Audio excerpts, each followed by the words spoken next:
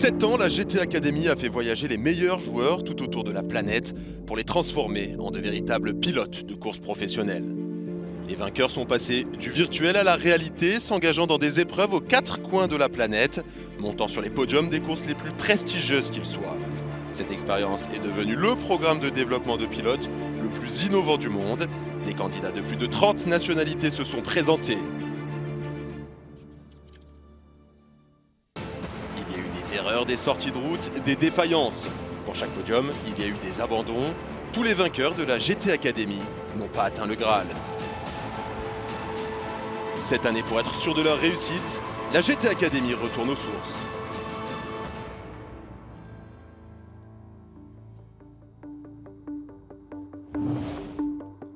Romain Sarrazin a battu 100 000 joueurs pour remporter la GT Academy sur le camp d'entraînement d'Abu Dhabi. Il est maintenant intégré dans un intensif programme de développement pour améliorer ses compétences de conduite et devenir un vrai pilote de course. Il espère suivre les traces de ses illustres prédécesseurs de la GT Academy et courir sur les prestigieux circuits de Spa, Nürburgring et bien sûr pour les 24 heures du Mans.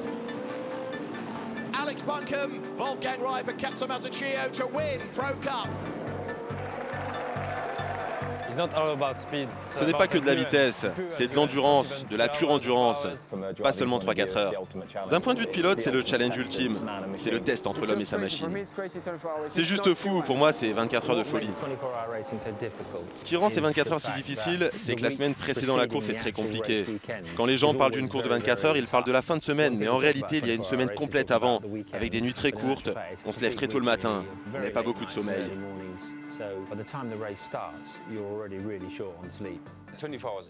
24 heures, c'est toujours dur. Quand nous courons le Blancpain, nous avons un relais d'1 heure. Et vous devez le répéter 6 fois. Il est facile de perdre sa concentration. Alors vous devez être très concentré. Les pilotes de l'académie ont besoin de pilotes expérimentés. C'est une grande tâche, parce que les pilotes doivent conduire 1 heure à fond et donner le meilleur. À la fin, ils peuvent se dire « j'ai fait un super relais ».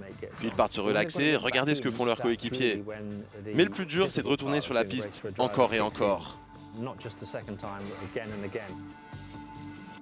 En plus de la fatigue, l'autre grande difficulté de ces 24 heures est de conduire dans l'obscurité. Courir de nuit est l'un des enjeux des courses d'endurance.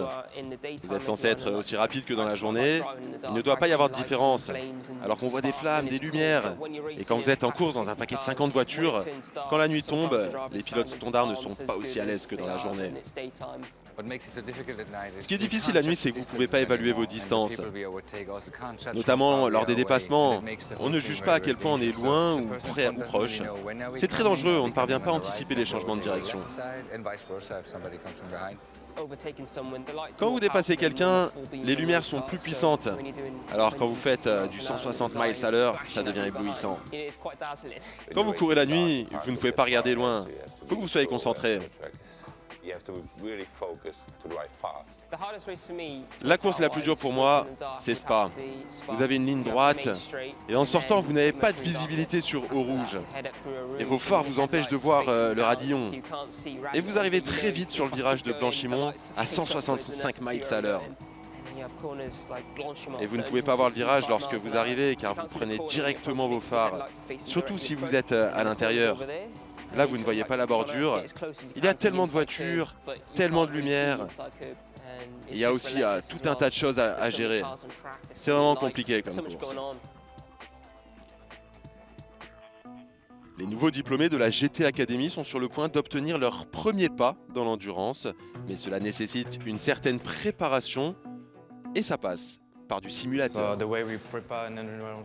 La préparation à une course d'endurance est un peu différente. Nous travaillons plus sur la cohérence et ne pas faire d'erreurs. Nous restons longtemps dans le simulateur pour préparer notre cerveau et notre corps à rester longtemps dans la voiture. Le simulateur est extrêmement utile. Historiquement, nous conduisons pendant 15 ou 20 minutes, puis on regarde la télémétrie. Nous nous concentrons sur 1 heure, 1 heure 15 pour voir ceux qui peuvent tenir la distance. Et c'est une compétence clé chez un grand pilote. Pouvoir conduire avec constance sur une longue période. L'attention et la concentration, que ce soit sur une course de 10 minutes ou de 3 heures, c'est toujours important. La constance dans le pilotage est primordiale, d'autant que Vous avez fait des retours, si vous n'êtes pas prêt à cela, ça peut mal se passer, en particulier avec la GT4 avec la vitesse. Romain impressionne les coachs sur sa constance avant même sa première course d'endurance, mais Rob a quelques doutes sur sa capacité de concentration. Après 40 minutes à s'exécuter, il tournait à 4 dixièmes de seconde près, ce qui est très impressionnant. Mais il a fait une petite erreur à la sortie de la dernière chicane. Il est sorti large et a frappé un peu le mur. C'est ce qui nous a alarmés. Est-ce qu'il peut conduire pendant plus d'une heure sans faire ce genre d'erreur? Il peut conduire pendant 40 minutes parfaitement. Et la seule raison qui explique son erreur, c'est une déconcentration. C'est un bon exemple des choses. Ok Romain, allez, on rentre au stand. C'est terminé, on rentre. Après cette préparation dans le simulateur, le rookie débarque à Donington. Aujourd'hui, la course dure 1h30. C'est notre premier vrai test, ça va être intéressant. D'être ici et de participer à 2h30 de course, ça va être beaucoup de concentration à la fois mentale et physique. C'est vraiment la course la plus compliquée. Le week-end dernier, ils étaient en rodage.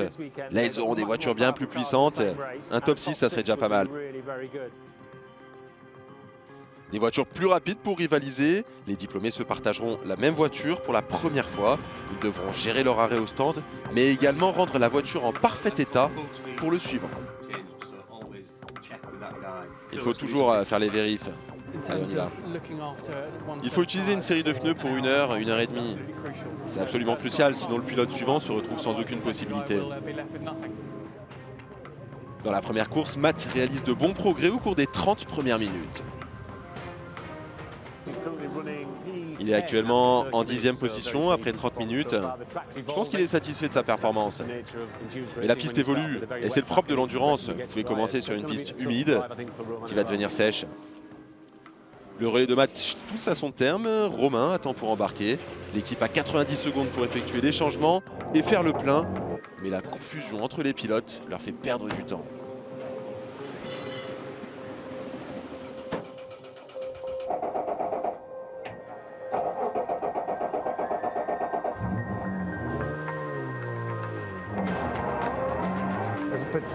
C'était un peu lent, nous avons mis beaucoup plus de 90 secondes, nous n'avons rien gagné. Romain n'est pas entré dans la voiture aussi rapidement que nous l'aurions souhaité. C'est ce qui l'a peut-être un peu énervé. Romain s'installe dans son relais lors des 45 premières minutes, mais de manière inattendue, il rentre au stand. Je pense qu'il est confus. Il a déjà fait ses 2 arrêts au stand et je ne sais pas pourquoi. Après ces petites erreurs, Romain trouve son rythme et remonte petit à petit. Mais catastrophe lors du dernier tour, crevaison.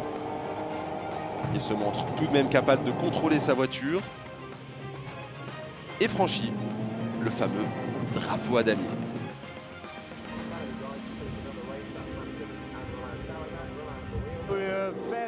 Nous sommes chanceux de finir cette première course. Après son relais de 45 minutes, Romain a crevé, mais il a tout de même réussi à franchir la ligne. Un tour de plus aurait été très compliqué. Si la course faisait 1 minute de plus, c'est simple, je n'aurais pas terminé.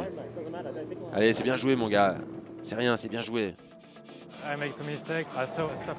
La première course a été vraiment compliquée, j'ai fait quelques petites erreurs.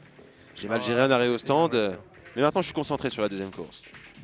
Après une performance décevante dans la première course, Romain doit rester concentré pour la prochaine course de 90 minutes. Il s'élancera en premier, tandis que Matt pilotera pour le second relais. Fais attention, quand tu es sur le circuit et que la lumière va baisser, essaye d'avoir des points de repère, car ceux que tu avais avant vont disparaître en même temps que la luminosité. Romain prend le départ de la deuxième course sous les yeux de son manager Bob, qui a l'air assez nerveux.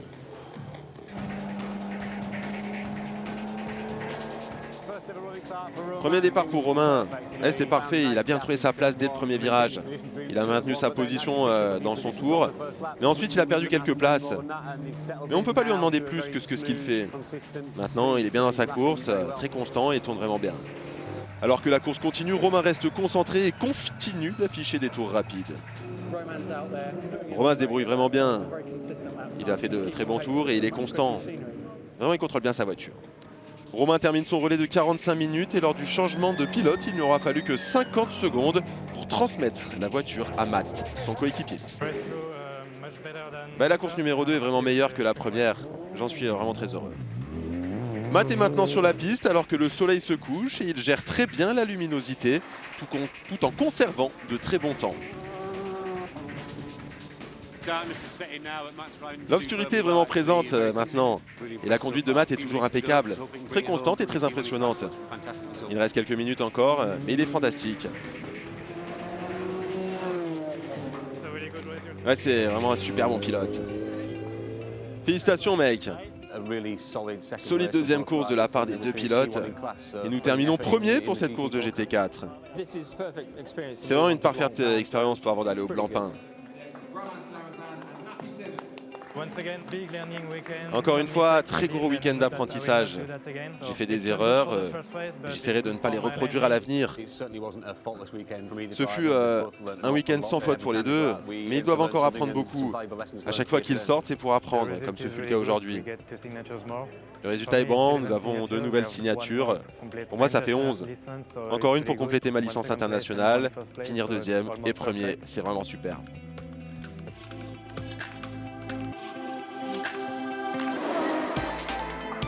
Allez, à suivre la semaine prochaine, Romain Sarrazin sera au volant d'une 550 GTR GT3 dans l'espoir de devenir enfin un pilote professionnel.